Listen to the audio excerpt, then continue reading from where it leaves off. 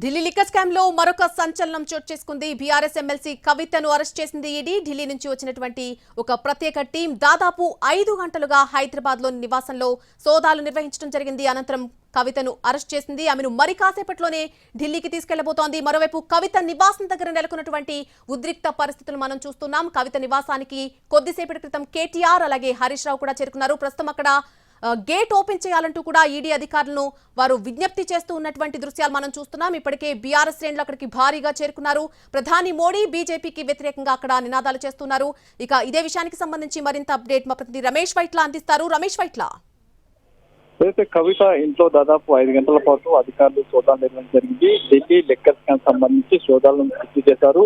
సోదాలు పూర్తి చేసిన తర్వాత ఆమెకు డిటైన్ చేస్తుంటారు. అదుపులో తీసుకున్నట్లు ఆమెకు ఒక నోటీస్ ని ఇవ్వడం జరిగింది. ఆ తర్వాత అరెస్ట్ నోటీస్ ని వెంటనే భర్తకు సమాచారం ఇవ్వడం జరిగింది. ఈడీ అధికారులు వెంటనే ఆమెను ఇక్కడి నుంచి తరలించి ఢిల్లీకి తీసుకువెళ్లేందుకు ప్రయత్నాలు చేస్తున్నారు. అయితే ఆమెను అదుపులో తీసుకున్న తర్వాత 24 గంటల్లోపు ఏదో ఒక కోర్టులో తప్పనిసరిగా హాజరుపరచాల్సిన అవసరం ఉంటుంది. కాబట్టి ఆమెని బై ఎయిర్ ఫ్లైట్ ద్వారా ఢిల్లీకి తీసుకెళ్లి అక్కడ ఢిల్లీ ప్రత్యేక కోర్టు కూడా ఆధారపరచబోతున్నారు. అయితే ఆమెను అరెస్ట్ చేసినట్టు కూడా ఇప్పుడు కొద్దిసేపు క్రితమే ఈడీ ఉన్నతాధికారులు కూడా సమాచారం ఇవ్వడం జరిగింది. దాదాపు 5 గంటల పాటు ఈడీ అధికారులు సోదాలు చేసిన తర్వాత ఆమెకు అరెస్ట్ చేస్తున్నట్టు పేర్కొనడం జరిగింది. అయితే ఆమెను ఇంట్లో సోదాలు చేసిన సమయంలో 16 సెల్ ఫోన్లను మొత్తంగా సీజ్ చేయడం జరిగింది. ఆమెకు సంబంధించి రెండు సెల్ ఫోన్లు, భర్తకు సంబంధించి 2 సెల్ ఫోన్లు, తర్వాత పిఎస్ తో పాటు ఆమె సెక్యూరిటీ భద్రతా సిబ్బంది సంబంధించిన సెల్ ఫోన్లు, మొత్తం 16 సెల్ ఫోన్లు సీజ్ చేయడం జరిగింది. మొత్తంగా లోపలికి వెళ్ళిన మొత్తం 12 మంది ఈడీ అధికారులలో 5 ఏదైతే ఇక్కడ హైదరాబాద్ సంబంధించిన వాళ్ళు ఉన్నారో, మిగతా 2 మహిళా అధికారులు ఉన్నారు. వీళ్ళంతా కూడా దాదాపు 4 గంటల నుంచి కూడా ఈ ఈడీ అధికారులు కవిత దగ్గర నుంచి స్టేట్మెంట్ రికార్డ్ చేయడం జరిగింది. స్టేట్మెంట్ రికార్డ్ చేసుకున్న తర్వాత ఆమె దగ్గర సమాచారం తీసుకున్న తర్వాత ఆ మేరకు ఆమెని అదుపులో తీసుకున్నట్టుగా ప్రకటించారు. అయితే ఆమెని అదుపులో తీసుకున్న తర్వాత ఢిల్లీకి తరలించేందుకు ఏర్పాట్లు చేస్తున్నారు. ఇప్పటికైతే ఆమె ఇంటి దగ్గరికి పెద్ద ఎత్తున బీఆర్ఎస్ కార్యకర్తలు చేస్తున్నారు, కొంత ఆందోళన చేస్తున్నారు. అటు ప్రభుత్వానికి, కేంద్ర ప్రభుత్వానికి వ్యతిరేకంగా నినాదాలు చేస్తున్నారు. తీవ్ర స్థాయిలో కూడా ఆందోళన చేస్తున్నారు. మరోవైపు పోలీసులు భారీ ఎత్తున కూడా బందోబస్తు ఏర్పాటు చేస్తున్నారు. అయితే ఈడీ అధికారులు అరెస్ట్ చేశారన్న సమాచారం తెలుసుకున్న వెంటనే బీఆర్ఎస్ కార్యకర్తలు పెద్ద ఎత్తున అక్కడికి చేరుకోవడం జరిగింది.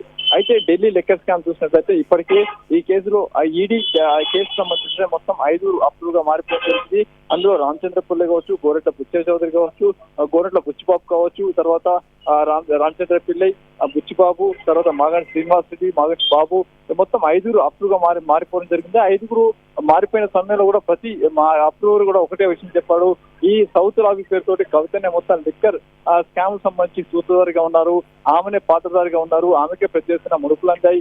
ఆ ముడుపులు కూడా పెద్ద ఎత్తున ల్యాండ్స్ కావచ్చు, విల్లాస్ కావచ్చు కొనుగోలు చేశారు, పెద్ద ఎత్తున పెట్టుబడులు పెట్టారనే విషయం కూడా ఈడీ ఇప్పటికే కనుక్కోవడం జరిగింది. అయితే గతంలో 2 సార్లు ఢిల్లీకి హాజరైనప్పుడు ఆమె సంబంధించి కొంత సమాచారం సేకరించడం, లేకపోతే ఇన్ఫర్మేషన్ ఇస్తున్నారు. ఆ తర్వాత ఆమెను అక్యూజ్ గా చేర్చడం జరిగింది. అయితే ఇప్పుడు చూసినట్లయితే మరోవైపు ఈడీ నోటీసులు ఇవ్వడాన్ని ఆమె సవాల్ చేస్తూ గత ఏడాది కూడా సుప్రీంకోర్టును ఆశ్రయించారు. దానికి సంబంధించిన కేసు 19వ తేదీ ఉండిపోయింది. అయితే ఇవాళ ఆకస్మికంగా 2 గంటల ప్రాంతంలో ఈడీ అధికారులు 12 మంది సభ్యులు గారు ఈడీ అధికారులు ఢిల్లీ నుంచి వచ్చిన అధికారులు వెంటనే ఇంట్లోకి వెళ్లి సోదాలు ప్రారంభించి ఆ తర్వాత కొద్దిసేపటి క్రితం ఆమెని అదుపులో తీసుకున్నట్లు పేర్కోవడం జరిగింది. ప్రస్తుతానికైతే ఆమెని అదుపులో తీసుకుని సంబంధించిన ప్రాసెస్ మొదలైంది. ఆ ప్రాసెస్ కొంత సమయం పడుతుంది. ఆ ప్రాసెస్ పూర్తయిన తర్వాత ఆమెని వెంటనే 24 గంటల లోపల ఏదో ఒక కోర్టులో ప్రవేశపెట్టాల్సి ఉంటుంది. కాబట్టి 24 గంటల లోపల ఆమెని ఢిల్లీకి తరలించేందుకు అధికారులు అయితే ఏర్పాట్లు చేస్తున్నారు. అయితే రమేష్ పైట్ల, కోర్టు పరిధిలో ఈ అంశం ఉన్నప్పుడు అరెస్టు చేయడం సరికాదంటూ కూడా బీఆర్ఎస్ నేతలు వాదిస్తూ ఉన్నారు. సో దీనికి సంబంధించి ఎటువంటి అప్డేట్ ఉంది? అయితే కోర్టు పద్ధతి చూసినట్టయితే ఆమె కేవలం తనను క్వశ్చన్ చేయడాన్ని, తన పట్ల సరిగా వివరించలేదు, క్వశ్చన్ చేయడాన్ని, తర్వాత మహిళల్ని ఎక్కడ క్వశ్చన్ చేయాలి, ఆమెని ఇంటి దగ్గర క్వశ్చన్ చేయాలా, లేకుంటే ఆమెని విచారణ అధికారి ఏజెన్సీ సంస్థల దగ్గర క్వశ్చన్ చేయాలా అనే దాని మీద ప్రధానంగా ఆమె సవాల్ చేస్తూ సుప్రీంకోర్టులో పిటిషన్ వేయడం జరిగింది.